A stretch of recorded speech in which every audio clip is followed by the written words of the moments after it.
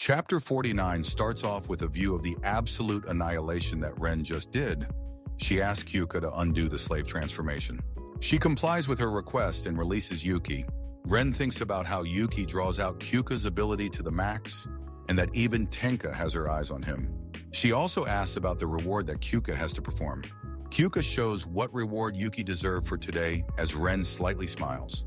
Meanwhile, Yuki is drowning in Kyuka's chest. Ren asks if this is all, and Kyuka answers yes, because he just rushed to the scene after all. After hearing this, Ren starts laughing a bit and says, "How cute." Yuki, out of nowhere, starts comparing her to his sister, even though they look nothing alike. Only in a way they interact towards him, as Ren finally says that Yuki is kind of like a dog. Ren says her goodbyes and flies off to headquarters and orders Kyuka to keep an eye on the intruders. Kyuka starts talking about perception of Ren's ability and about everyone not knowing her, underestimating her for flying. But that's not all she can do. That was clear from last chapter. In the next panel, it is explained that the meeting had to be concluded as soon as it could for Ren to interrogate the intruders. Kyuka and Yuki also gave ride to Konomi and her master. They all discussed the meeting and about how the chiefs will need to start cooperating. Kyuka asks her master how her training of disciples is going.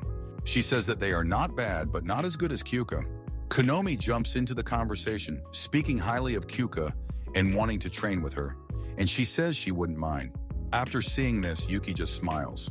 Arriving at their dorm, they wave off Yuki and Kyuka as they head to their own dorm. While they're driving, Yuki talks about how Kyuka's master is really vital for her age. Kyuka tells him that she was a mentor figure for this generation of chiefs and that Himura's mom might be taking on this role moving forward. Kyuka also talks about how she now understands why the commander is so feared and that she also set her eyes on Yuki.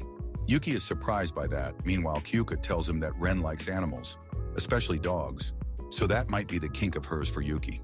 Kyuka asks Yuki if there was anyone else to catch his eyes during the meeting, but he just replies that he was amazed seeing Kyuka being held in such high regard by Konomi.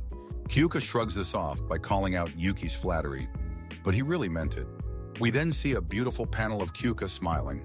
Back at the dorm, we see Himari and Shushu taking a bath together. Great fan service, by the way. Shushu plans on sneaking into Yuka's room after they arrive from the meeting. She wants to strike while she has the chance. But what is that behind her? Our old pal Shikoku. She thinks to herself about how she can enter the barrier just by keeping her power low enough. She spots Yuki sleeping and tries to take him with her. Out of nowhere, Shushu smacks her on the head with all she's got, yelling, "Do not touch Yuki." Shikoku turns her head with no scratch on her, claiming how a lowly member dared to attack her.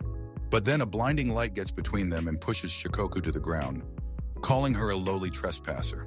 It's the one and only Tenka Izumo that might have came to help Yuki with relaxing. Last panel shows us how Shushu and Tenka create an alliance for this 2 versus 1 fight.